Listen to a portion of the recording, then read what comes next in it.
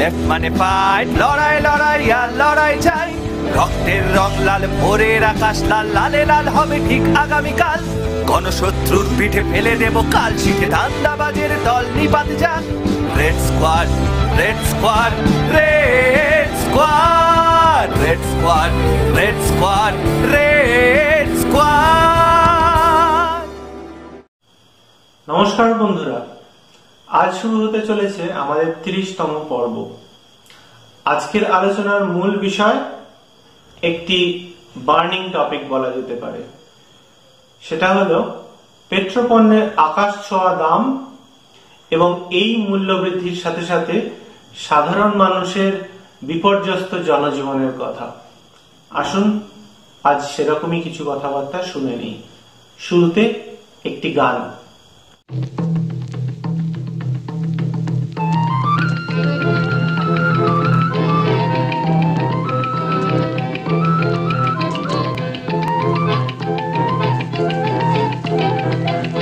ধিতাং ধিতাং বলে কে মাদলে তান তোলে, কার আনন্দ উচ্ছলে আকাশ ভরে জোছনায়। ধিতাং ধিতাং বলে কে মাদলে তান তোলে, কার আনন্দ উচ্ছলে আকাশ ভরে জোছনায়। আয় ছুটে সকলে এই মাটির ধরা তলে, আজ হাসির কলরলে নূতন জীবন গড়িয়ায়। আয় রে আয়, লগন বয়ে যায়, মেঘ গুরু গুরু করে চাঁদের সীমানায়। আয় রে আয়, লগন বয়ে যায়, মেঘ গুরু গুরু করে চাঁদের সীমানায়। পারুল বন ডাকে চম্পা ছুটে আয়, বর্গিরা সব হাঁকে কোমর বেঁধে আয়। পারুল বন ডাকে চম্পা ছুটে আয়, বর্গিরা সব হাঁকে কোমর বেঁধে আয়। আয় রে আয়, আয় রে আয়, আয় রে আয়, আয় রে আয়।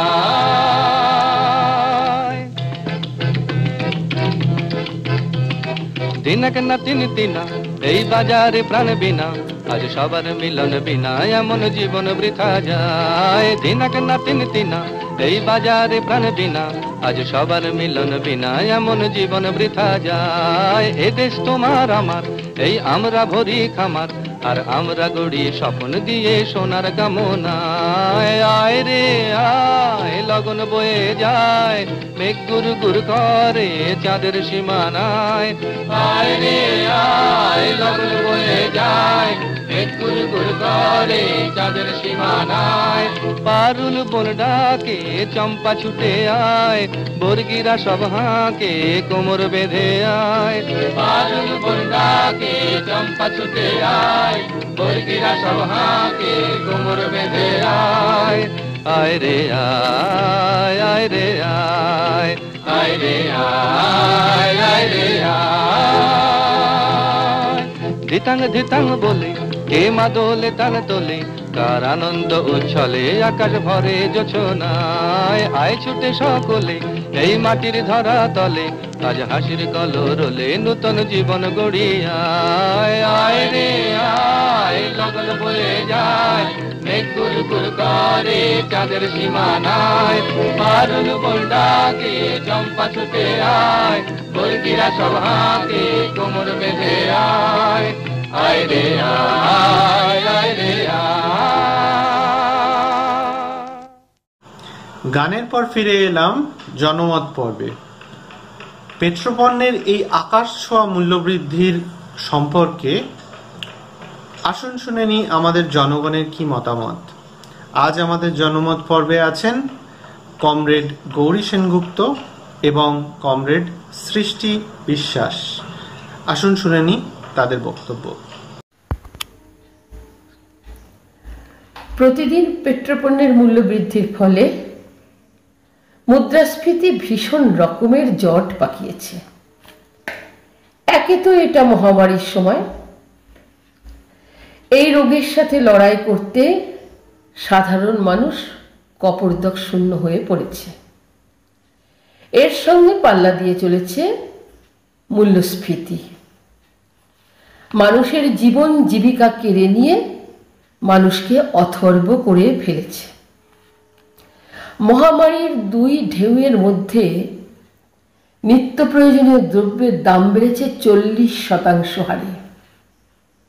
এফএমসিজি বিক্রি নিয়ে এক সমীক্ষায় প্রকাশিত তথ্যে এই রেকর্ড ধরা পড়েছে। এই তথ্য জানিয়েছে টাটার রিটেল ডিজিটাল স্টার্ট আপ সংস্থা স্ন্যাপবিজ। একদিকে মশলাপাতি, চাল, ডাল, ভোজ্য তেল অস্বাভাবিক চড়া দামে বিক্রি হচ্ছে, অন্যদিকে কমে যাচ্ছে মুদিখানার দৈনিক বিক্রি। এর সঙ্গে চলেছে ক্রমবর্ধমান চিকিৎসা খরচ। কলকারখানা, ব্যবসা বাণিজ্য প্রায় বন্ধ হয়ে গেছে। স্বাভাবিকভাবে মানুষের আয় সংকুচিত হয়ে গেছে, যার প্রভাব পড়ছে বাজার পাড়ায়। কারণ খুঁজতে গেলে অবশ্যই নজর পড়ে পেট্রোল ডিজেলের দাম অস্বাভাবিক হারে বেড়ে চলা, যা পরিবহন ব্যবস্থাকে অকেজো করে সব কিছুর দাম বাড়িয়ে চলেছে। স্ন্যাপবিজ সমীক্ষায় ধরা পড়েছে এই সংকটজনক সময়ে গড়ে মাসে সব পণ্যের দাম বেড়েছে 5% করে। মানে চাল, ডাল, আটা, চিনি, শস্যদানা এ সব কিছুরই দাম বেড়েছে মহামারীর সময়। সঙ্গে জ্বালানির খরচ তো বিপজ্জনকভাবে বেড়েছে। রান্নার গ্যাসের দাম সিলিন্ডার প্রতি 7 মাসে 250 টাকা বেড়েছে। সমীক্ষার মতে সবচেয়ে দাম বেড়েছে ভোজ্য তেলের। সারা দেশে এই ভোজ্য তেলের দাম বেড়েছে 50 থেকে 60% হারে, যা নজিরবিহীন। ভোজ্য তেলের ছাড় অনেক কমে গেছে, বিভিন্ন কোম্পানি ছাড় একদম কমিয়ে দিয়েছে। সেই সঙ্গে ছাড় কমিয়েছে সাবান, কফি, বিস্কিট এইসব পণ্যে। স্বাভাবিকভাবে পেট্রোল ডিজেলের দাম বিপুলভাবে বেড়ে যাওয়ায় সড়ক পরিবহনের খরচ বিপুলভাবে বেড়ে গেছে। এই কোপ পড়েছে আম জনতার উপরে, প্রায় নিঃস্ব অবস্থা সাধারণ মানুষের।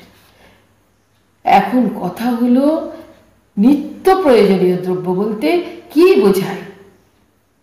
কেন্দ্রীয় সরকারের নতুন কৃষি আইন অনুযায়ী ডাল, দানাশস্য, ভোজ্য তেল ও তৈলবীজ, আলু, পেঁয়াজ এসব আর নিত্য প্রয়োজনীয় দ্রব্যের মধ্যে পড়ে না। এই আইনের ফলে মজুতদারি, কালোবাজারিতে সরকারের যে নিয়ন্ত্রণ ছিল তাও উঠে গেল। ভুগছে আমজনতা। বাজারে যে জোগাড় নেই তা নয়, কথা হলো মানুষের হাতে অর্থ নেই, ফলে মানুষ সংসারে নানা খাতে খরচ কমাতে বাধ্য হচ্ছেন। যেমন তারা নিত্যদিনের মুদিখানার খরচ কমাচ্ছেন, তেমনি চিকিৎসার মতো জরুরি পরিষেবার খাতেও খরচ কমাচ্ছেন। এই মূল্যবৃদ্ধির হার যেন মানুষের সহন ক্ষমতার পরীক্ষা নিচ্ছে। নিত্য প্রয়োজনীয় দ্রব্যের মূল্যবৃদ্ধির হারকে ছাপিয়ে গিয়েছে পেট্রোল ডিজেলের দাম বেড়ে চলার হার। সমীক্ষা বলছে বিপুল হারে সরকারি কর চাপানোর ফলে পেট্রোল ডিজেলের দাম বেড়ে চলার একমাত্র কারণ। সরকারি তরফে বলা হচ্ছে বিদেশে অপরিশোধিত তেলের দাম বেড়ে যাচ্ছে, সেই কারণে পেট্রোল ডিজেলের দাম বাড়ানো হচ্ছে। সমীক্ষা খণ্ডন করেছে এই যুক্তি। দেখা যাচ্ছে অপরিশোধিত তেলের দাম যখন তলানিতে, তখন এদেশে পেট্রোপণ্যের বিপুল কর চাপানো হয়েছে।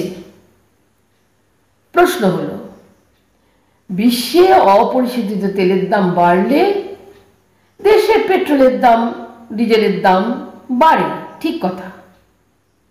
কিন্তু অপরিশোধিত তেলের দাম কমলে দেশে পেট্রোপণ্যের দাম কমে না কেন? এর একটাই কারণ। কারণটা হলো পেট্রোল ডিজেলের উপরে কেন্দ্র ও রাজ্যের বিপুল হারে কর বসানো। আবার পেট্রোল ডিজেলের দাম বাড়ায় আম জনতার যাতায়াত পরিবহনেও খরচ বেড়েছে। সুতরাং নিত্য প্রয়োজনীয় দ্রব্যের এই বেপরোয়া মূল্যবৃদ্ধিকে নিয়ন্ত্রণে আনতে সবচেয়ে জরুরি হল পেট্রোল ডিজেলের কর যুক্তিপূর্ণ করে তোলা। এই কর কমলেই মূল্যবৃদ্ধির হার কমে যাবে, যা মানুষের সহনীয় হয়ে উঠবে। মূল্যবৃদ্ধির মধ্যে মানুষের আয় কমে গিয়ে মানুষের ক্রয় ক্ষমতা বিপুলভাবে কমে গেছে।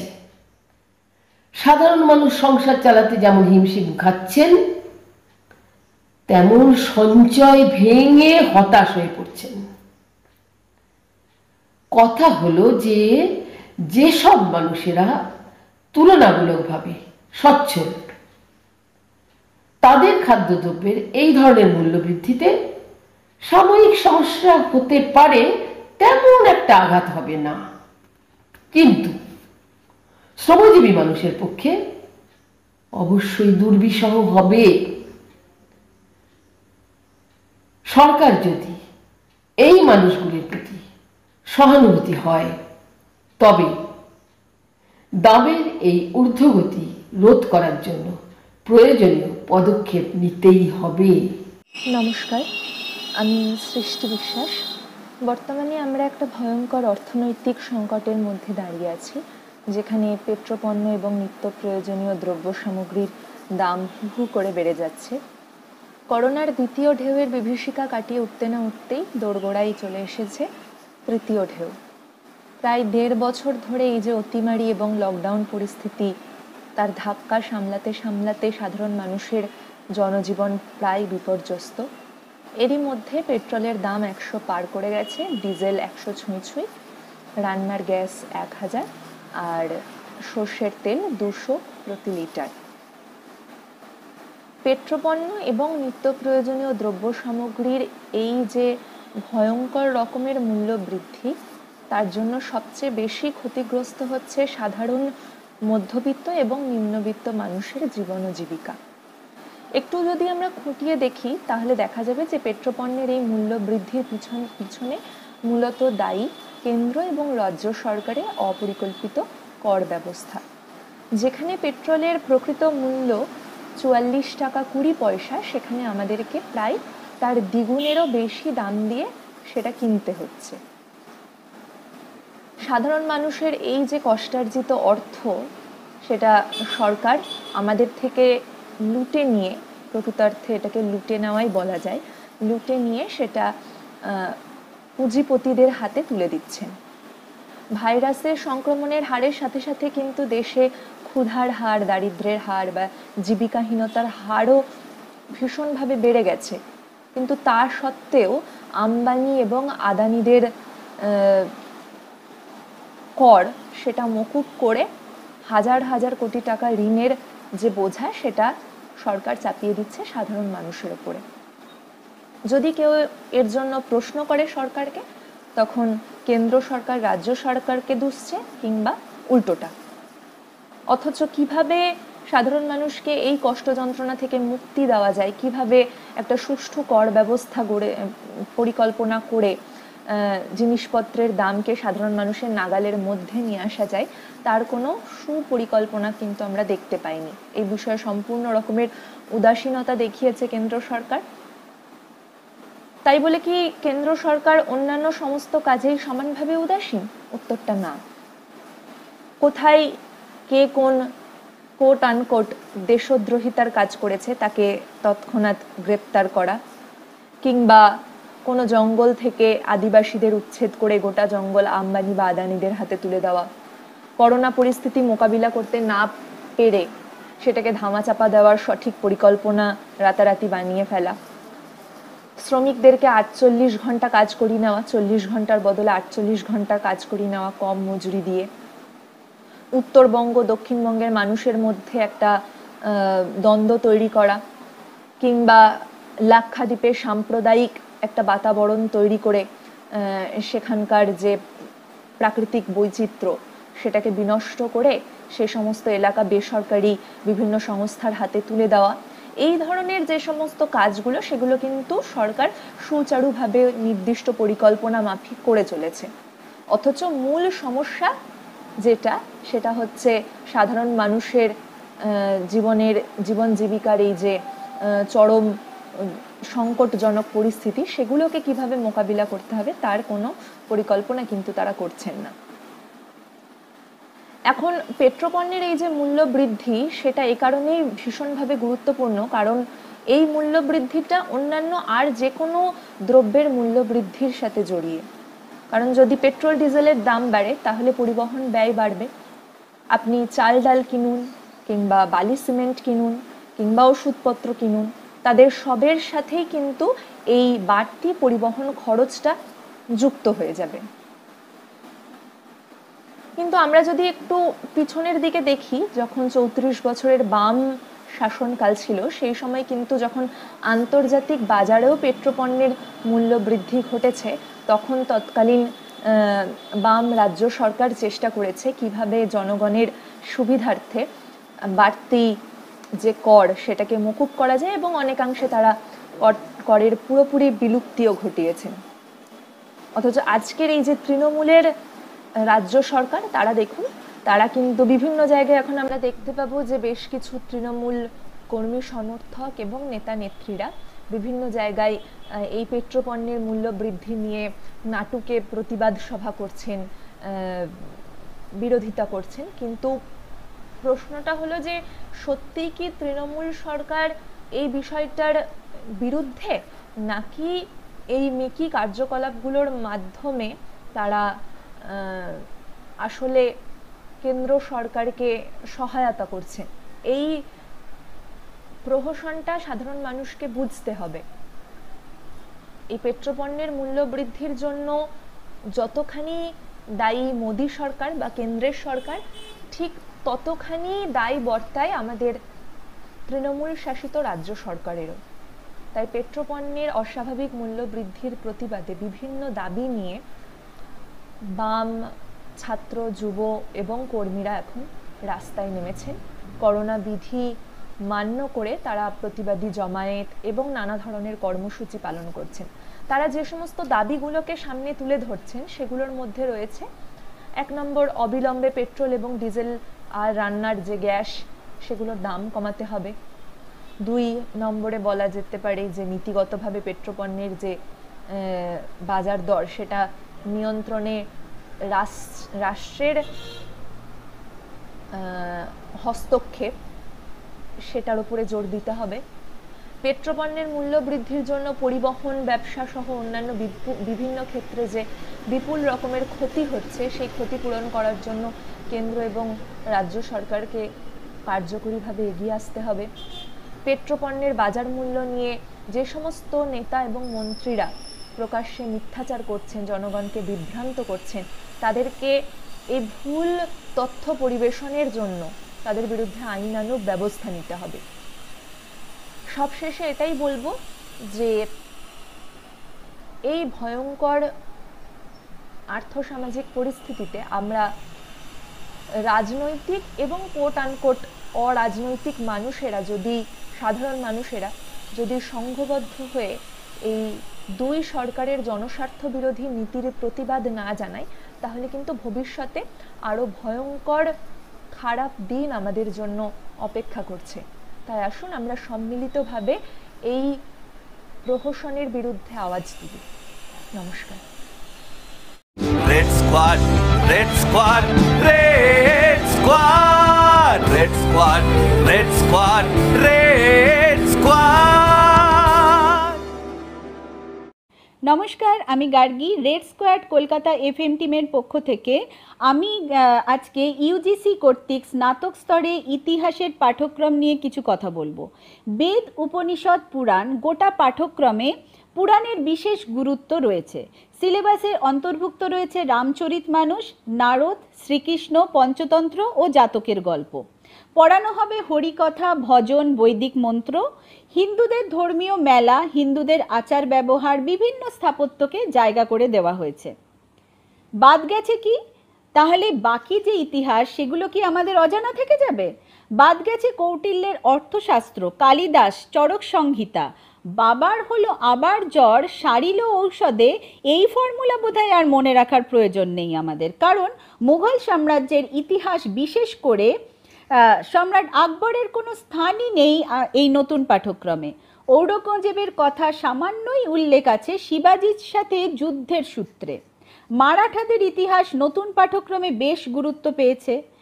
বাবরকে বলা হয়েছে হানাদার, কিন্তু ইংরেজদের তা বলা হয়নি। ঔপনিবেশিক যুগের মুক্ত বাণিজ্য নীতির প্রভাব, 1943 সালের দুর্ভিক্ষ এবং সর্বোপরি সতীদাহ প্রথা রদ, এই রকম অনেক ইম্পর্টেন্ট বিষয় একেবারেই পাঠ্যক্রম থেকে ছেঁটে ফেলা হয়েছে। এটা খুব ইন্টেনশনালি করা হয়েছে, সেটা আমাদের ভাবার সময় এসেছে। কেন? রাজা রামমোহন রায় কি তবে ইতিহাসের পাতা থেকে একেবারেই বিতাড়িত হলেন? এই প্রশ্নটা আমার রাষ্ট্রের বিরুদ্ধে। আমার রাষ্ট্র মানে হচ্ছে একটা সিস্টেম, সেটা কখনোই দেশের বিরুদ্ধে নয়। দয়া করে কেউ দেশদ্রোহিতার ট্যাগ লাগানোর বৃথা চেষ্টা করবেন না, তাতে করে আমাদের প্রশ্ন থেমে যাবে না। আমরা এই হঠকারী সিদ্ধান্তের, যে কোনো সিদ্ধান্তের বিরুদ্ধে আমাদের প্রশ্ন থাকবেই, আমরা ভয়েস রেজ করবই। আমার প্রশ্ন থাকলো এই রাষ্ট্রের বিরুদ্ধে, এই সিস্টেমের বিরুদ্ধে। রাষ্ট্র মানে কিন্তু দেশ নয়। প্রশ্নটা থাকলো। Red squad, red squad, red squad, red squad, red squad, red squad. নমস্কার বন্ধুরা, রাজ্যব্যাপী টুকরো খবরে ফিরে এলাম। কবি সুকান্ত ভট্টাচার্যের আদর্শে অনুপ্রাণিত হয়ে শিশু মনের বিকাশকে সামনে আনতে কমরেড পীযূষ ধরের নেতৃত্বে রাজ্য জুড়ে চলছে কিশোর বাহিনীর নানা ধরনের কার্যকলাপ। রক্তদান শিবির থেকে শুরু করে বৃক্ষরোপণ ও যশ বিধ্বস্ত এরিয়াগুলোতে ত্রাণ কার্য দেওয়া, সব ধরনের কাজে বড়দের সঙ্গে পাশাপাশি কাজ করে চলেছে এই শিশু সংগঠন। কমরেড পীযূষ ধরকে এই সংগঠনের কার্যকলাপ এগিয়ে নিয়ে যাওয়ার জন্য টিম রেড স্কোয়াডের পক্ষ থেকে আমরা জানাচ্ছি সংগ্রামী অভিনন্দন। এবার দ্বিতীয় খবর। রাজ্যের মেধাবী ছাত্রছাত্রীদের পড়াশুনোর প্রতি আগ্রহ বাড়াতে ও মাধ্যমিক, উচ্চ মাধ্যমিক পরীক্ষা না হওয়ার মানসিক অবসাদ কাটাতে পায়রাডাঙ্গার রেড ভলান্টিয়ার্সরা আয়োজন করেছে মেধা অনুসন্ধানের কর্মসূচি। পায়রাডাঙ্গার রেড ভলান্টিয়ার্সদের এই কর্মসূচি আয়োজন করার জন্য আমরা অভিনন্দন জানাচ্ছি। Red squad, red squad, red squad, red squad, red squad, red squad. বন্ধুরা, এবারে আমরা চলে যাব কমরেড দেবাশিস দত্তের কাছে। কমরেড দেবাশিস দত্ত আলোচনা করেছেন মূল্যবৃদ্ধি এবং যে সরকারি সংস্থানগুলির বেসরকারীকরণ করে দিচ্ছে সেই বিষয়ে। তার সঙ্গে আমরা জেনে নেব বিভিন্ন শ্রমিকদের যে অসহায় অবস্থা সেইগুলোর বিষয়ে। তা আসুন শোনা যাক কমরেড দেবাশিস দত্তের কথা। নমস্কার বন্ধুরা, আমাদের সঙ্গে আজ আছেন কমরেড দেবাশিস দত্ত। আপনাকে স্বাগত জানাই আমাদের এই অনুষ্ঠানে। আজকে খুব জ্বলন্ত একটি বিষয় নিয়ে আমরা আলোচনা করব, সেটা হচ্ছে এই পেট্রোপণ্যের মূল্য বৃদ্ধি এবং যে বাজার দর অস্বাভাবিকভাবে বৃদ্ধি পাচ্ছে সেই নিয়ে, এবং সমস্ত সরকারি সংস্থাগুলির বেসরকারীকরণ, এই নিয়ে আমরা আলোচনা করব। প্রথমেই যে প্রশ্নটা আপনার কাছে আমি করতে চলেছি সেটা হচ্ছে এই যে পেট্রোপণ্যের মূল্য বৃদ্ধি, যা সাধারণ মানুষকে মানে ভীষণভাবে কি বলবো পর্যদস্ত করেছে, অসহায় করে ফেলেছে। এর সঙ্গে জড়িত আছে নিত্য প্রয়োজনীয় সমস্ত জিনিসের দাম। তো কেন এই মূল্য বৃদ্ধিটা হচ্ছে? অ্যাকচুয়ালি এটা হচ্ছে সরকারের সবচাইতে সহজভাবে রাজস্ব আদায়ের পদ্ধতি। সবচেয়ে সহজ ভাবে রাজস্ব আদায় সরকার এই কায়দাতেই করে থাকে। আজকেও খবরের কাগজে আছে যে আবার দাম বেড়েছে, কদিনের মধ্যে 40 বার নাকি দাম বেড়েছে। সুতরাং এই দাম বৃদ্ধির মধ্য দিয়ে তারা সরকার তার রাজস্বটা সংগ্রহ করেন, খুব সহজে করেন, খুব সহজে এটা করা যায়। এবং একটা সময় কথা উঠেছিল যে এটাকে জিএসটি মুক্ত করা হয়, কিন্তু করা হলো না। কারণ প্রধান কারণ হচ্ছে এই যে সরকার তার রাজস্ব সংগ্রহকে একেবারে সোজাসুজি সরাসরি করতে চায়। এর মধ্যে কোনো রকমের ইট পাট ইত্যাদি ইত্যাদি কিচ্ছু নেই, সোজাসুজি তেল ধরো এবং তার ভাগমর্তাও মুহূর্তে রাজস্ব সংগ্রহ। এই পদ্ধতিতে সরকার চলেছে। আসলে হচ্ছে একটা অর্থনৈতিক সংকট, যে সংকটটা অ্যাকচুয়ালি ভারত সরকার মোকাবিলা করতে পারছে না। তার হাতে কোনো রাস্তা নেই, কোনো রাস্তা নেই, সমস্ত রাস্তা বন্ধ করে দিয়েছে। এটা শুরু হয়েছিল ইউপিএ 1 আমলে বা তারও আগে থেকে কংগ্রেস জমানাতে এই জিনিস হয়েছে। তেলের দাম আজকে বাড়ছে তা নয়, কংগ্রেস আমলেও তো বেড়েছে, প্রচন্ড বেড়েছে, এবং আজকে একেবারে বলগাহীন ভাবে বাড়ছে।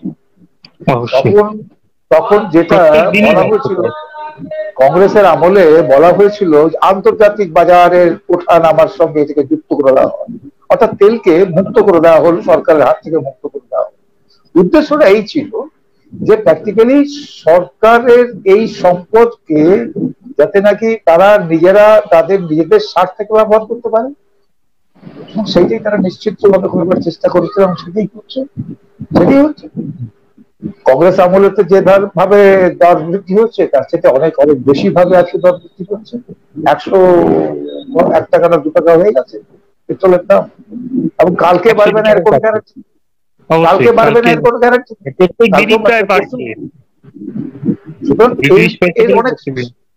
হ্যাঁ, এর অনেক সংখ্যা তথ্য ইত্যাদি ইত্যাদি আছে, কখন বেড়েছে, কত বেড়েছে ইত্যাদি, সেই সংখ্যা বৃদ্ধির মধ্যে যাওয়া তার দরকার নেই। আমি মনে করি যেটা যে এই বৃদ্ধিটা, অর্থাৎ পেট্রো পণ্যের দাম যদি বৃদ্ধি পায় তাহলে প্রত্যেক কলমি শাকের যে আঁটি তারও দাম বৃদ্ধি পায়। অর্থাৎ এর যে স্প্যানটা, অর্থাৎ এই বৃদ্ধির, এটা একটা হচ্ছে গোড়ার জায়গা, এই জায়গাটাতে যদি বৃদ্ধি ঘটে তাহলে কলমি শাকের আঁটি তো দাম বাড়বে। কারণ কলমি শাকের এক আঁটি বাজারে যে নিয়ে বসে তাকে ওই বাজার থেকেই দাম দিয়ে জিনিসপত্র তাকে কিনতে হয়। সুতরাং তখন তার কাছে ওই কলমি শাকের আঁটির দাম না বাড়িয়ে তার কোনো উপায় থাকে না। মানুষ বিপর্যস্ত, মানুষ ক্ষুব্ধ, মানুষ বিপর্যস্ত, কিন্তু তা সত্ত্বেও সেরকম ভাবে আন্দোলনটা ফেটে পড়ছে না। লক্ষ্য করার বিষয়, প্রত্যেকটা মানুষ ক্ষুব্ধ, প্রত্যেকটি মানুষ ক্ষুব্ধ। যার পয়সা আছে সেও ক্ষুব্ধ, যার নেই সে তো আরো বেশি ক্ষুব্ধ। সুতরাং এই ক্ষোভটা রয়েছে, সর্বস্তরে রয়েছে, কিন্তু এই ক্ষোভের যে প্রকাশ যেভাবে হওয়া উচিত সেটা হতে পারছে না, সেটা হতে পারছে। এখন হতে পারছে না তার অনেকগুলো কারণ আছে। সেই কারণের মধ্যে আজকে বোধহয় গিয়ে লাভ নেই, কারণ আপনাদের যা বিষয় সেই বিষয়ের মধ্যেই সীমাবদ্ধ থাকাটাই ভালো। সুতরাং কথাটা হচ্ছে এই বৃদ্ধি, পেট্রো পণ্যের মূল্য বৃদ্ধির কারণে বহু মানুষের রোজগার নষ্ট হয়ে গেছে। কালকেই বোধহয় দেখছিলাম সমুদ্রে যারা ট্রলার নিয়ে যান মাছ ধরতে, অর্থাৎ মৎস্যজীবী যারা ট্রলার নিয়ে যান, সেই ট্রলারের, অর্থাৎ তারা বেশি এলাকা ঘুরলে বেশি মাছ ধরতে পারে, তেলের দাম বেড়ে যাওয়াতে, খরচা বেড়ে যাওয়াতে তারা সেই ভ্রাম্যমান অবস্থায় মাছ সংগ্রহ করা সেটা আর করে উঠতে পারছে। ফলে তাদের রোজগার কমে গেছে। অর্থাৎ এই বৃদ্ধির ফলেতে মানুষের যে রুজি, সেই রুজির উপর তো হামলা, সরাসরি হামলাটা হচ্ছে। কিন্তু এর বিরুদ্ধে একটাই জিনিস, যেটা হচ্ছে যে যেভাবে এর আক্রমণটাকে প্রতিহত করার প্রয়োজন, এই ক্ষোভ বিক্ষোভকে যেভাবে সংগঠিত করা প্রয়োজন, সেই জায়গাটা সকলেই খুঁজছেন, রাস্তা খুঁজছেন। এখন এটা কিভাবে কখন ফেটে পড়বে কেউ বলতে পারে না। কিন্তু ক্ষোভটা সর্বত্র আছে এবং এই ক্ষোভটা আস্তে আস্তে সংগঠিত হচ্ছে, ধুমায়িত হচ্ছে, বিস্ফোরণের অপেক্ষা। এইটুকু কিভাবে এই মূল্য বৃদ্ধিটা বন্ধ করা যায়? সমস্ত সংস্থাগুলির যে বেসরকারীকরণ হয়ে যাচ্ছে, এটা কি একটা মূল্য বৃদ্ধির প্রধান কারণ? দেখুন, এটা হচ্ছে লুটপাটের একটা বিশাল চিহ্ন। সরকারের সামনে কোনো রাস্তা নেই, সরকার কোনো রাস্তা তারা দেখাতে পারছেন না। একটা দেউলিয়া অবস্থা হয়ে গেলে পড়তে যা হয়, ঘটি বাটি থেকে আরম্ভ করে রুটে বাটি সব কাজ করে দিচ্ছে। অর্থাৎ এটা একটা সঞ্চয়, বড় সঞ্চয় ছিল সরকারের। আমি জিজ্ঞাসা করি, আরে মোদী সরকার তো শেষ সরকার নয়, এরপরে তো সরকার আসবে, তারপরে সরকার আসবে, তখন তারা কি বেচবে? সঞ্চয়টুকু যদি ভেঙে খেয়ে ফেলে, তাহলে এর পরেতে সরকার তার প্রয়োজনে কি করবে? সম্পদ তো বাড়াচ্ছে। তবু আগে সম্পদ তৈরি হয়েছে, মানুষ তার সম্পদ তৈরি করেছে, সেই সম্পদকে রক্ষা করার একটা চেষ্টা হয়েছে, আর তার জন্য মানুষ আন্দোলন করেছেন, লড়াই করেছেন, সংগ্রাম করেছেন। হ্যাঁ, পাবলিক সেক্টর তো এমনি গঠিত হয়নি। যদিও একটা মত আছে যে পাবলিক সেক্টর গড়ে উঠেছিল, তার একটা অন্যতম বড় কারণ ছিল যে যখন নাকি পুঁজিপতিদের অর্থের যোগান ছিল না, তখন রাষ্ট্রীয় পুঁজি গড়ে তাকে সাহায্য করাটা ছিল এই পুঁজি গঠনের, অর্থাৎ জাতীয়করণের একটা লক্ষ্য। এটা লক্ষ্য থাকলেও আমাদের দেশের গণতান্ত্রিক আন্দোলন, সেই আন্দোলন প্র্যাকটিক্যালি সরকারকে অনেকটা বাধ্য করতে পেরেছে। আজকে সরকার একেবারে সম্পূর্ণ বেপরোয়া। ব্যাংকগুলোর অবস্থা কি করেছে দেখুন। অথচ এই ব্যাংক ব্যবস্থা পৃথিবীর মধ্যে অন্যতম শ্রেষ্ঠ ব্যবস্থা হিসাবে আমাদের দেশে পরিগণিত হয়েছে। সেই ব্যাংক ব্যবস্থাকে ভেঙে তছনছ করে, অর্থাৎ একটা শ্রেণী তারা টাকা নেবে, টাকা দেবে না, নন পারফর্মিং অ্যাসেট এরকম যাদের বলা হয়, অর্থাৎ লোন দেবে, সেই লোন আর ফেরত পাওয়া যাবে না। অথচ দেখুন, একটা কৃষক যদি ঋণ নেয়, সে যদি ঋণ শোধ করতে না পারে, তার হালের বলদটা পর্যন্ত ক্রোপ করে দেওয়া হয়। এইখানেতে বড় বড় যারা মালিকরা ঋণ দিচ্ছে, সেই ঋণকে অকাতরে কোনো বিবেচনা না করে সেগুলোকে ঋণ মুক্তি দেওয়া হচ্ছে। কৃষকরা পাঞ্জাবে লড়ছেন, তাদের দাবি ছিল একটা ঋণ মুক্তির দাবি, সরকার দিলেন, বললেন টাকা নেই। অর্থাৎ এটা হচ্ছে একটা দৃষ্টিভঙ্গি, কাকে দেবো আর কাকে দেবো না। বড় বড় কর্পোরেট হাউসকে ঋণ দেবো এবং ঋণ ফেরত না দিলে কিচ্ছু বলবো না। আর সাধারণ একটা মানুষ, গরিব মানুষ, সে যদি কোনো কারণে ঋণ নেয়, সে যদি দিতে না পারে, তাহলে পরে তার সেই যন্ত্রটা, এমনকি হালের বলদটা পর্যন্ত আমি সেখানে প্রয়োগ করে দেব। এটি হচ্ছে একটা দৃষ্টিভঙ্গি। আমরা সেই কারণে বলি এটা জনস্বার্থ বিরোধী এবং দেশ বিরোধীও বটে। সুতরাং এরকম একটা নীতি নিয়ে এই সরকার চলেছে এবং এই সরকারের এই নীতি বিপর্যস্ত হতে বাধ্য, ফেল করতে বাধ্য এবং ফেল করবে। দেখুন, এখন পর্যন্ত তার নানা ধরনের নমুনা দেখা যাচ্ছে। এখন দিশেহারা সরকার, দিশেহারা। এখন কি করবেন না করবেন, কালকে কি করবেন না করবেন, সেই সম্পর্কে তারা আর কিছু করতে পারছে। এই যে কোভিড পরিস্থিতি এলো, সরকারের অকর্মণ্যতা যে কত, সরকারটা নেই। অর্থাৎ যেখানে মানুষের প্রয়োজন সেখানে সরকার নেই, যেখানে মানুষকে একটু সাহায্য করার প্রয়োজন সেখানে সরকার নেই। অথচ যেখানে লুটপাট, মালিকরা আদানি আম্বানি থেকে শুরু করে বড় বড় কর্পোরেটরা লুট করবেন, সেখানে সরকার দাঁড়িয়ে পাহারা দিচ্ছে। বলেছিলেন তিনি চৌকিদার, ঠিকই তো। কার চৌকিদার? প্রশ্নটা হচ্ছে এই আমরা বুঝতে ভুল করেছি, বুঝতে পারিনি। চৌকিদারটা কার চৌকিদার? চৌকিদারটা আম্বানির চৌকিদার, চৌকিদারটা হচ্ছে আদানির চৌকিদার। সুতরাং পাহারা দিয়েছে তাদের উপর যাতে কোনো হামলা না হয়, কোনো ক্ষোভ বিক্ষোভ যাতে তাদের উপর না পড়ে, তার জন্য চৌকিদারের কাজ করে গেলেন মোদী সাহেব। সুতরাং মোদী সাহেবকে তার পাওনা পেতেই হবে, আজ অথবা কাল এই পাওনা মোদীর জন্য অপেক্ষা করছে। এই আকাশ ছোঁয়া বাজার দর, এখানে যেমন একই বাজার থেকে গরিব মানুষও বাজার করছে, তেমনি ধনী লোকও বাজার করছে। আবার এইদিকে দেখতে পাই আমরা বহু প্রাইভেট লিমিটেড কোম্পানির কর্মচারী আছে যারা মানে অবসরপ্রাপ্ত কর্মচারী, যাদের পেনশন এখনো পর্যন্ত মাত্র 1500 টাকা তাদের পেনশন, যাদের হয়তো দেখার কেউ নেই, তারা এই পেনশনের উপরেই ডিপেন্ড করে রয়েছে। এই 1500 টাকায় কিভাবে সংসার চালাবে তারা? এই নিয়ে 1500 টাকা আপনি বলছেন একটা বড় কোম্পানির যিনি কাজ করতেন তিনি 1500 টাকা 15,000 টাকা পাচ্ছেন। একটা শ্রমিক কত পায় বলুন তো? একটা শ্রমিক কারখানায় কাজ করলো, 30 বছর 40 বছর কাজ করলো, 1,500 থেকে 2,000 টাকা। হ্যাঁ, 1,500 টাকার কথাই বলছি, 1500 টাকা পায়। হ্যাঁ, এখন এই যে টাকাটা পায়, টাকা দিয়ে সংসার কেন কিছু চলে? মোদি চালিয়ে দিতে পারবেন? এমন একটা অঙ্ক দেন কেন, এমন একটা সংখ্যা দেন কেন যাতে চলে না? জানেন তো এই 1500 টাকা চলে, তাহলে এইটা পেনশন কেন? পেনশন মানেটা কি? পেনশন মানেটা হচ্ছে সারা জীবন তিনি রোজগার করলেন, মানেটা হচ্ছে এই তিনি সম্পদ দেশে তৈরি করলেন, তার বিনিময়ে তারা যখন নাকি তার আয় থাকবে না, তার সামাজিক সুরক্ষা হিসেবে তিনি এটা পাবেন। দিচ্ছে না, তার অধিকার হিসেবে এটা তার পাওয়া, অধিকার হিসেবে তার পাওয়া না। কিন্তু সরকার এই অধিকারকে মানতে রাজি নয়, উপেক্ষা করে। সে মনে করে কথা যে ভিক্ষে দিচ্ছে, ভিক্ষের জন্য প্র্যাকটিক্যালি শ্রমিকরা বসে নেই, এবং তারা ভিক্ষে হিসেবে এটাকে গ্রহণ করেন না। তারা এটাকে দাবি হিসেবে সেজন্য বারবার বলেন যে পেনশনের টাকা বৃদ্ধি করো। বেড়ে উঠছেন না, ঠিক কথা, কিন্তু আজ না হোক কাল সরকারি কর্মচারীদের পেনশন দিন দিন বেড়ে যাচ্ছে, মানে প্রত্যেক মাসেই বলতে গেলে প্রায় বাড়ছে একটু একটু করে। কিন্তু এই বেসরকারি ক্ষেত্রের কর্মচারীদের খুবই খারাপ অবস্থা, যারা বয়স্ক লোক আছেন।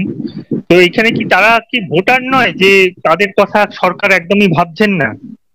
সরকারের নীতিটাই হচ্ছে বৈষম্য তৈরি করা। সরকারের নীতিটাই হচ্ছে বৈষম্য তৈরি করা। সরকারের কর্মচারীরা যারা আছে, দেখুন, সরকারের কর্মচারীরা তারা একটা মহার্ঘ ভাতা পান, তো কেন্দ্রীয় সরকারি কর্মচারীরা মহার্ঘ ভাতা পান, রাজ্য সরকারি কর্মচারীরা মহার্ঘ ভাতা পান, বড় বড় শিল্পের যারা আছেন তাদেরও মহার্ঘ ভাতা পান। সারা দেশে মহার্ঘ ভাতা নেই এমন শ্রমিক কত আছে তার হিসেব আছে? সেটাই, মহার্ঘ ভাতাই পান না। অর্থাৎ জিনিসের দাম বাড়লে তার ক্ষতিপূরণ পুরোটা হয় না। আমি আপনাকে দায়িত্ব নিয়ে বলছি এই কথা, যে যাই দিয়ে পান না কেন সেটা পুরোপুরি ক্ষতিপূরণ নয়।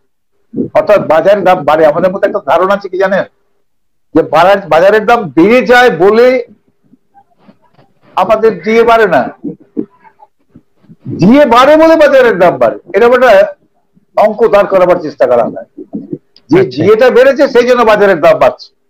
এটা একটা তত্ত্বগত ভাবে দাঁড় করানোর চেষ্টা হয়, আসলে তা তো নয়। আসলে দামটা বাড়ে এবং তার ক্ষতিপূরণ হিসেবে শ্রমিকরা সেটা পায়। অর্থাৎ আগে বাড়ে পরে পায়, এবং পরে যেটা পায় সেটাও পুরো নয়, তার একটা অংশ মাত্র পায়। ক্ষতিপূরণ পুরোটা হয় না, পুরোটা দিতে পারে না। সংখ্যা তত্ত্বের অনেক রকমের কারচুপি রয়েছে। আমি আপনাকে বলছি এই কথা, আমি একটা মেনশন করে রাখি, গত 4 মাসে 6 মাসেতে কোথাও কখনো দাম কমেনি। আমি একটা জুট সেক্টরে আমি কাজ করি, জুট সেক্টরে আমি বলে দিচ্ছি আপনাকে, গত মে মাস থেকে যে দিয়ে শ্রমিকদের জুট শ্রমিকদের পাওয়ার কথা সেখানে 500 টাকা কমে গেছে, কেটে নিয়েছে। একটা অঙ্ক দেখিয়েছে যে প্র্যাকটিক্যালি তার পূর্বেকার 3 মাসে যে বাজার দাম ছিল অক্টোবর থেকে ডিসেম্বর সেটা নাকি কমে গেছে। তার ফলেতে মে মাসের থেকে শ্রমিকদের বেতন অর্থাৎ মহার্ঘ ভাতা 500 টাকা কমে গেল। ভাবতে পারেন, খুব বাস্তব। কিছু করার নেই তাদের হাতে তো কিছুই নেই। আবার কি, যাতে লড়তে না পারে তার জন্য 18টা কারখানা বন্ধ করে রেখে দিয়েছে। এখন আপনি কোনটা করবেন? আপনি কারখানা খোলার আন্দোলন করবেন না ডিএর আন্দোলন করবেন? কোনটা করবেন? 18টা কারখানা বন্ধ করে একটা চাপ তৈরি করে পাল্টা চাপ দেওয়ার চেষ্টা করছে। সুতরাং এই অবস্থা একটা চলছে, একটা অস্বচ্ছ অবস্থা চলছে। এখন বলতে পারি কথা, এইসবের ফলে সরকারের এইসব নীতির ফলেতে মানুষের মধ্যে ক্ষোভ বিক্ষোভ সবটা বাড়ছে। এখন আমরা অপেক্ষা করছি, আমরা চেষ্টা করছি যাতে এই ক্ষোভগুলোকে সংহত করা যায়, সংগঠিত করা যায় এবং এটাকে যথার্থভাবে চালানো যায়। আচ্ছা, প্রথমে এনআরসি, এনপিআর, কৃষি বিল, এই সমস্ত সরকারি সংস্থাগুলোকে বেসরকারীকরণ, এই এক একটা জনবিরোধী আইন পর পর এনে চলেছে কেন্দ্রীয় সরকার। মানে কেন এরা এই জনবিরোধী আইনগুলো আনছে, কিন্তু তারা জনপ্রিয় হচ্ছে, তারা তো ভোট পাচ্ছে। ভোট পাচ্ছে ঠিকই, ভোটের পদ্ধতিতে ভোট পাচ্ছে, ভোটের পদ্ধতিতে ভোট পাচ্ছে, তাতে কি ধরুন ভোট পাচ্ছে কিন্তু সমস্যার কি সমাধান হচ্ছে? না, সমস্যার সমাধান হচ্ছে না, সেটাই। ভোট তারা পেতে পারে, ভোট একটা অন্য প্রক্রিয়া, তার মধ্যে নানা রকমের ব্যাপার আছে। বলে না একটা কথা ছিল, জিসকা লাঠি উসকা ভয়েস, একটা হিন্দিতে কথা আছে, জিসকা লাঠি উসকা ভয়েস। এখন লাঠিটা এখন মোদির হাতে, ভয়েসটা এরকম একটা চলছে। এসব ঠিক না। সকল শাসকদের আমরা দেখেছি তারা অত্যাচার, লুণ্ঠন করার যে বিষয়গুলি করেছেন, অত্যাচার, জুলুম, পীড়ন, এটা হচ্ছে মানে হাতিয়ার, তারা করবেন এবং মানুষও সেটাকে পরিবর্তন করে দেবেন। যেমন ধরুন আমি আপনারা বলি, 2004 সালে অটল বিহারী সরকার তো পতন ঘটেছিল, আবার ধরুন 2014 সালে তো কংগ্রেসের সরকার, ইউপিএ 2 সরকার পরিবর্তন হলো, তো আবার এই সরকারও প্র্যাকটিক্যালি এবার চেষ্টা করেছেন। তো পশ্চিমবাংলা ধরুন মোদীজিরা কি না করেছে, কি না করেছেন, সরকারটাকে তখনকার পশ্চিমবঙ্গ দখল করার জন্য একটা বিন্দু পর্যন্ত ছেড়েছেন? টাকা পয়সা, অর্থবল, লোকবল, কৃষি বল, প্রশাসন, নির্বাচন কমিশন, মিলিটারি থেকে আরম্ভ করে আধা সেনা, সমস্ত কিছু তারা ব্যবহার করেছে। এবং এইখানে পশ্চিম বাংলায় ধরুন মোদী এবং অমিত শাহ এই দুজনে 24 ঘন্টা ডিউটি করেছে। আজ পর্যন্ত কোন প্রধানমন্ত্রীকে, কোন স্বরাষ্ট্রমন্ত্রীকে এরকম নির্বাচন প্রচার করতে পশ্চিমবাংলা দেখা যায়, দেখেছেন কোনদিন? তার পুরো মন্ত্রিসভাটা উঠে এসেছে, পুরো বিজেপি নেতারা উঠে এসেছে কি যে পশ্চিমবাংলাকে দখল করতে হবে। পারেননি তো, ব্যর্থতা আছে তো, ব্যর্থ হন তো। সেই ব্যর্থতা নিয়ে আসে তৈরি করে দেয় মানুষ, বুঝে ফেলে। মানুষ একটু দেরিতে বোঝেন, এটা ঠিকই, তার মাঝখানে অনেক কিছু তারা লুটপাট করে নেন। আমরা একটু ঘুম জাগতে সময় লাগে ঠিকই, এবং তার সেই সুযোগে তারা লুটপাট করে নেন, করে নিচ্ছেন। এই যে ধরুন পাঞ্জাবের যে লড়াইটা, কি হবে পাঞ্জাবের লড়াইতে? ওই পাঞ্জাবের লড়াই হবে কিন্তু মোদীর কিন্তু পরাজয়ের প্রথম সোপান, ডিসাইড করে দেবে পাঞ্জাবের এই কৃষকদের লড়াই, ডিসাইড করে দেবে মোদীকে ক্ষমতাচ্যুত করবে। আজকে ভাবুন তো, 26শে নভেম্বর 2020 থেকে আন্দোলনটা শুরু হয়েছিল, এটা দম দেখুন তো, এখনো পর্যন্ত টসকায়নি। সরকারের কোনো কিছু, কত রকমের বাধা বিপত্তি তারা তৈরি করার চেষ্টা করেছে, প্রাকৃতিক বাধা বিপত্তি কত রকমের ছিল, কিন্তু তার সত্ত্বেও কিন্তু কৃষকরা ভারতবর্ষে এরকম লড়াই আমি তো দেখিনি। শুনেছি, করেছি, তেলেঙ্গানার লড়াই শুনেছি, তেভাগার লড়াইয়ের কথা শুনেছি, মাইলার পুনাপ্রার লড়াই কথা শুনেছি, কিন্তু স্বাধীন ভারতে এই ধরনের একটা লড়াই, কৃষকদের লড়াই, এমন যৌথ লড়াই আমি দেখিনি কখন। আপনারা দেখেছেন কিনা আমি বলতে পারবো না, আপনারা সাংবাদিকের চোখ অনেক দূর পর্যন্ত যায়, এবং তারা দেখতে পেয়েছেন কিনা জানি না, কিন্তু আমি অন্তত দেখতে পাইনি আমার 78 বছরের বয়সে আজ পর্যন্ত স্বাধীনতার। হ্যাঁ, এটা একটা মানে প্রথম স্বাধীনতার পরে দেখা আর কি এরকম দেখা। সুতরাং কথাটা হচ্ছে এই আন্দোলন বা ওইসব গুলো তো আমরা কানেই শুনেছি, পড়েছি, এবং এতটা মানে ওরা ডেসপারেট হয়ে পথে নেমেছে আর হয়। সুতরাং এটা হয়েছে প্র্যাকটিক্যালি মোদী এইখান থেকে এসে হার। আমি জানি না, ওরা বোধহয় একটা প্ল্যান করছে যে পার্লামেন্ট সেশন শুরু হবে, পার্লামেন্টে ঘেরাওয়ের একটা প্রোগ্রাম কথা শুনছিলাম, জানি না, আমি ঠিক প্রোগ্রামটা জানি না, হবে যেটা। এবং ওদের সামনে হচ্ছে এবার উত্তরপ্রদেশের নির্বাচন কি হয়, অপেক্ষা করতে। আমার তো ধারণা আছে প্র্যাকটিক্যালি উত্তরপ্রদেশের নির্বাচনে মোদীকে প্র্যাকটিক্যালি উত্তরপ্রদেশের নির্বাচন তুলে দিয়েছিল একেবারে এভারেস্টের শৃঙ্গে তুলে দিয়েছিল। আবার এইটাই হচ্ছে তার খবর। আগামী নির্বাচনে প্রথম অনিবার্যভাবে তারই পূর্বাভাস।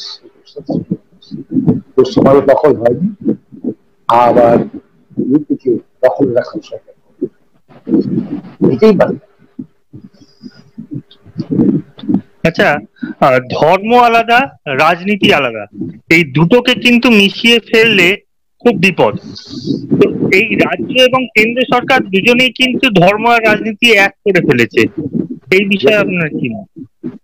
বিষয়টা হচ্ছে যে যখন একটা সরকারের তারা কতগুলো নীতি, অর্থনৈতিক নীতি ঠিক করতে হয়, বিভিন্ন ক্ষেত্রে তার নীতি ঠিক করতে হয়। যখন একটা সরকার তার সামনে কোন নীতি সে তৈরি করতে পারে না, দেউলিয়া বলি আপনাকে, তাদের একটা হয়তো মতাদর্শ আছে অথবা নেই, সেই মতাদর্শ অনুসারে প্রত্যেকটা বিষয়ে রাজনীতি, অর্থনীতি, সমাজনীতি, শিক্ষানীতি, প্রত্যেকটা ক্ষেত্রে একটা নীতি নির্ধারণ করতে হয়।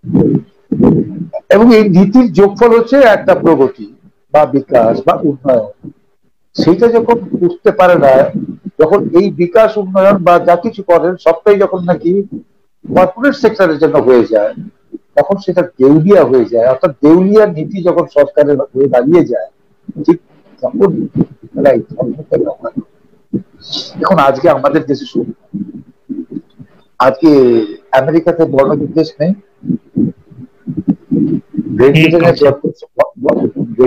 বর্ণবিদ্বেষ নেই।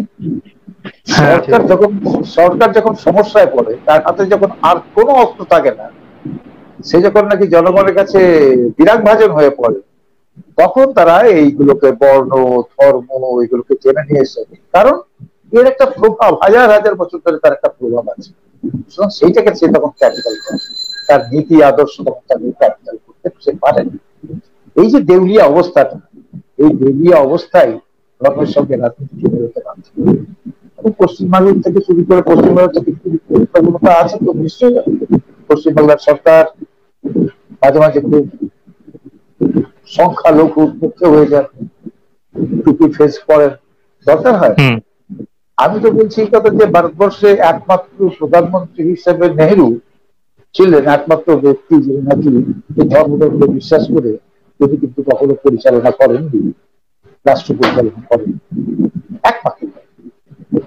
এছাড়া ভারতবর্ষে আর কোনো প্রধানমন্ত্রী হননি যিনি ধর্মকে আস্কারা দেননি বা ধর্মকে ব্যবহার করে তিনি রাজনীতি করেন। একমাত্র নেহেরু এই ক্ষেত্রে ব্যতিক্রম হতে পারে। তিনি তার গান্ধী টিভি করেছেন, তিনি অন্য কোনো টিভি করেন, ওনার দরকার হয়নি। মাচান বাবুকে দরকার হয়নি, ধর্মকে দরকার হয়নি, কোনোটা কিছু দরকার হয়নি। কিন্তু মোদীর উত্থান করে সেটা কিন্তু ধর্মকে কেন্দ্র করে দিয়েছে। কারণ ভারতবর্ষে হিন্দু ধর্মটার একটা প্রভাব আছে, সেই প্রভাবটাকে প্র্যাকটিক্যালি তারা কার্যকরী করার চেষ্টা করে, সেটাকে লাগাবার চেষ্টা করেছে, ক্যাপিটাল হিসেবে তারা ব্যবহার করেছে। এটা হচ্ছে যত বেশি করছে তত বেশি তাদের দেউলিয়া যে অবস্থাটা সেটাকে তারা প্রকাশ করে দিচ্ছে। এই যে সফল হতে পারবে, এই যে সফল হতে পারবে না, কি হলো? ব্ল্যাক লাইভস ম্যাটার আন্দোলনটা কোথায় গেছে? ব্ল্যাক লাইভস ম্যাটার আমেরিকাতে এই আন্দোলনটা কোথায় গেছে? আজকে ধরুন সুপ্রিম কোর্টে এখন একটা মামলা উঠছে, মামলা বিচার্য বিষয় হচ্ছে সিডিশন অ্যাক্ট। সিডিশন অ্যাক্ট বাতিল, এটা আজকে সুপ্রিম কোর্টে উঠেছে আলোচনার জন্য। সেখানে কি হবে ফয়সালা সকলেই তাকিয়ে আছে। ব্রিটিশ আমলে তৈরি সেই বোধহয় সেই আইনকে আজও ভারতবর্ষের সাধারণ মানুষের বিরুদ্ধে প্রয়োগ করতে হচ্ছে। স্ট্যান স্বামী মারা গেল, কি নির্দয় ভাবে তার সঙ্গে ব্যবহার করা হবে। স্ট্যান স্বামী মারা গেল, তাকে মারা গেলেন আমি বলতে রাজি রই, আমি তাকে হত্যা করা হয়েছে, সরকারের রাষ্ট্র তাকে হত্যা করেছে। যেভাবে করলো, একটা অমানবিক ভাবে একটা মানুষকে হত্যা করলো। এখন ব্যাপারটা হচ্ছে যে সাধারণ মানুষ অস্ত্র তুললে পড়তে সেটা হয়ে যায় সন্ত্রাসবাদী। সরকারের হাতে অস্ত্র আছে, সেই অস্ত্রের ব্যবহার করলে পড়তে সেটা ইয়ে হয় না। মুশকিল হচ্ছে এখানে সরকার অস্ত্র ব্যবহার করতে পারে, লাগাতে ব্যবহার করতে পারে, রাখছেন ব্যবহার করতে পারে, কিন্তু জনগণ প্র্যাকটিক্যালি অস্ত্র ব্যবহার করতে পারবে না, সেটা সন্ত্রাসবাদী, সরকার সন্ত্রাসবাদী হয়। এই যে অ্যাডভান্টেজটা, অর্থাৎ সবসময় যে লড়াইটা হচ্ছে একটা অসম লড়াই। সরকারের হাতে অস্ত্র আছে, তার হাতে আইন আছে, তার হাতে প্রশাসন আছে, তার হাতে পুলিশ আছে, মিলিটারি আছে, সবকিছু আছে, কিন্তু শ্রমিক, কৃষক, মধ্যবিত্তের হাতে, এদেশের সাধারণ মানুষের হাতে অন্য কোনো অস্ত্র নেই। একমাত্র অস্ত্র আছে তার লড়াই, আন্দোলন, সংগ্রাম, ঐক্যবদ্ধ অবস্থা। এই দুইয়ের যে লড়াই, এই দুই লড়াইতে শেষ পর্যন্ত কিন্তু শাসক পক্ষই হারে। এটাই ইতিহাসের লিখন। সেই লিখনের প্র্যাকটিক্যালি সেই লিখন ধরেই চলেছে, আলাদা কিছু যাচ্ছে না, ওদিকে ওই রাষ্ট্রকে বুঝতে হবে। সাজা হচ্ছে প্রজার জন্য, রাজার জন্য কোনো সাজা, সাজাটা আমি বলছি গোড়াটা কি, গোড়াটা তো চাই আইনটা কার জন্য? ভারতবর্ষের সাধারণ মানুষের জন্য আইন নয়, কোনো দেশেই কোনো আইন সাধারণ মানুষের জন্য নয়। এটা হচ্ছে সেই মুষ্টিমেয় কিছু মানুষকে সুবিধা দেওয়ার জন্য, তাদের রক্ষা করার জন্য। দেখবেন লেখা আছে সম্পদ এবং যান সম্পত্তি রক্ষা করার জন্য আইন, তাই তো মোদ্দা কথা। আইনের উদ্দেশ্য কি? আইনের উদ্দেশ্য হচ্ছে যান রক্ষা করো। যান কার আছে? মান যার আছে। এখানে যার আর মান আছে, কর্পোরেটের আছে, আর তো কারণ নেই। ভারতের সাধারণ মানুষের তো যানমান আছে, তাদের তো কোনো সম্পদ নেই, সম্পদ তো তাদের হাতে আছে। সম্পদকে পাহারা দেয়, সম্পদকে তারা পাহারা দেয়, যার সম্পদ আছে তাকে পাহারা দেয়, তার সম্পত্তির মূল্য, তার জানের মূল্য অধিক। সুতরাং আইন যা কিছু করা হয়েছে তার জন্যই করা হয়েছে, আমাদের জন্য আইন। আমরা কি আইনের মধ্যে কিছু অসঙ্গতি খুঁজে বের করে তার থেকে সুযোগ নেওয়ার চেষ্টা করি, তাকে দেখাবার চেষ্টা করি আইন তোমার ভুল আছে, আইনটা দেউলি আছে, এই আইনের ব্যাখ্যা এই। কোন বিচারক হয়তো একটু ইয়ে হয়ে সহৃদয় হয়ে একটা মামলা তাদের পক্ষে রায় দেয়, তারা দেখাবার চেষ্টা করে যে না তুমি যদি কোর্টে যাও তুমি একটা বিচার পাবে। কোর্ট বিচার দেওয়ার কেউ নয়, কোর্ট শেষ পর্যন্ত গিয়ে, শেষ দৌড়ে গিয়ে কিন্তু শাসকের শাসকের সাথে। দেখুন এবার কি হলো, নির্বাচন কমিশন তো স্বশাসিত সংস্থা, কার পক্ষ হয়ে কাজ করলো? হ্যাঁ, দাঁড়িয়ে থেকে কার পক্ষ হয়ে কাজ করলো? সরকারের পক্ষে। সুতরাং খুলে গেছে ব্যাপারটা, খুব পরিষ্কার হয়ে গেছে। আগে এটা রাগ ঢাক ছিল, এখন আর রাগ ঢাক। মোদি এটা করেছে, সবকিছু নিজের যত জামা কাপড় ছিল সব খুলে ফেলে দিয়েছে।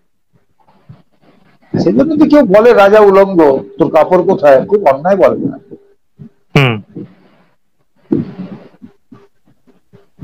অসংখ্য ধন্যবাদ আপনাকে, আপনার একটা মূল্যবান সময় দেওয়ার জন্য এবং এই মতামতগুলো রাখার জন্য। আশা করি পরবর্তীতে আবার আপনাকে সঙ্গে পাবো এবং আরো গুরুত্বপূর্ণ অনেক বিষয় আছে যেগুলো নিয়ে আমরা আলোচনা করতে পারি। অসংখ্য ধন্যবাদ। আপনাদের ধন্যবাদ। নমস্কার। নমস্কার। বন্ধুরা, শুনলেন কমরেড দেবাশিস দত্তের মূল্যবান বক্তব্য। কেমন লাগলো?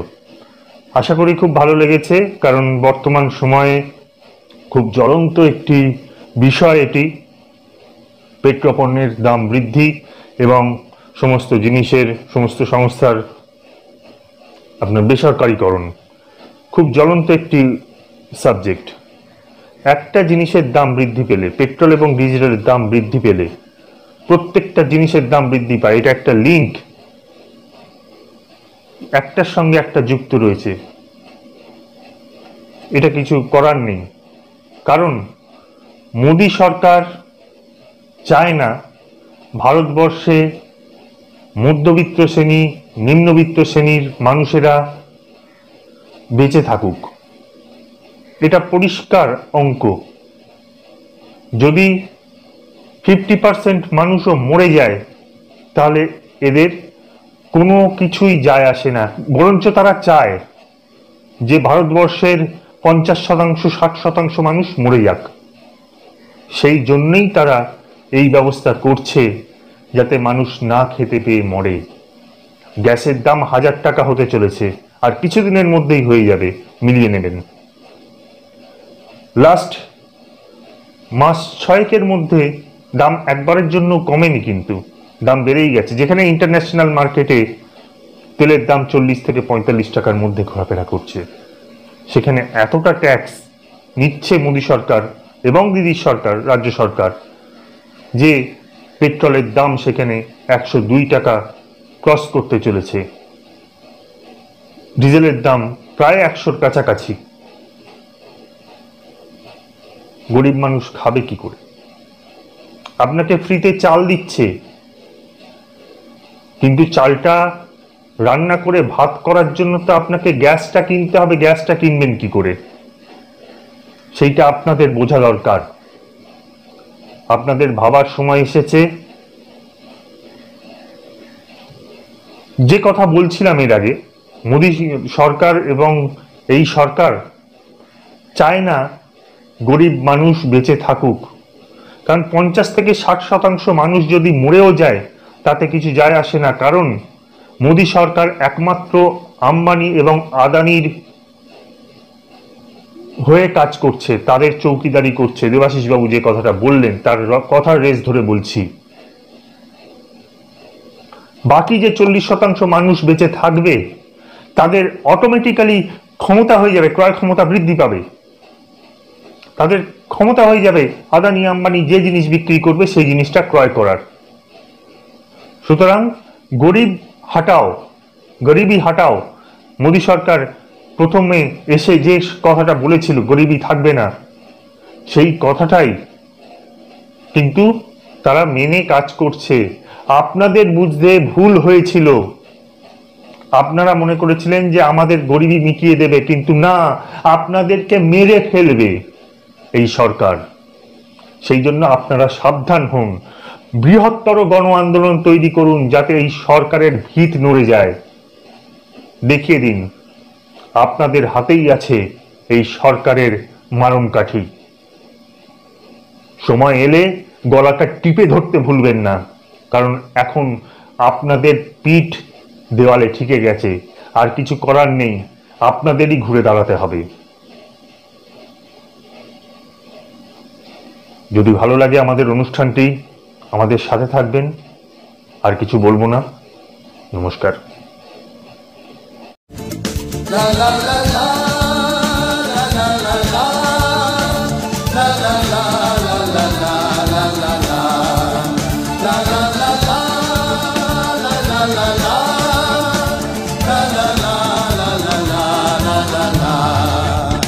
প্রিয় সাথী এগিয়ে এসো, চলো যাই চলো যাই চলো যাই, মৃত্যু ঘেরা বিষাদ এলো, চলো যাই যাই যাই চলো যাই।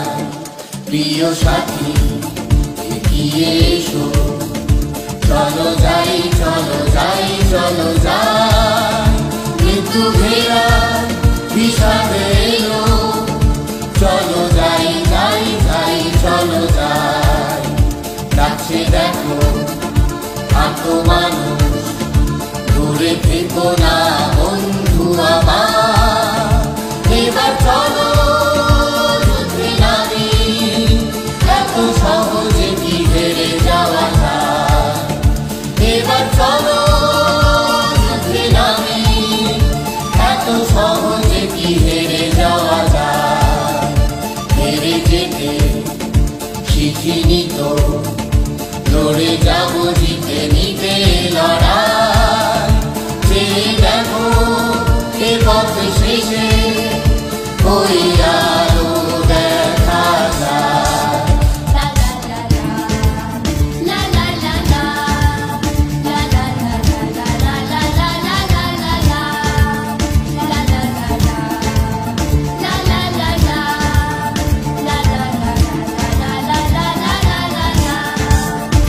প্রিয় শোনো, চোখ মেলো, আজ বড় অসহায়। গ্রাম শহরে ঘরে ঘরে হয়ে ওঠো সাহসী প্রত্যয়। ফুল খেলা এখন সময় যেন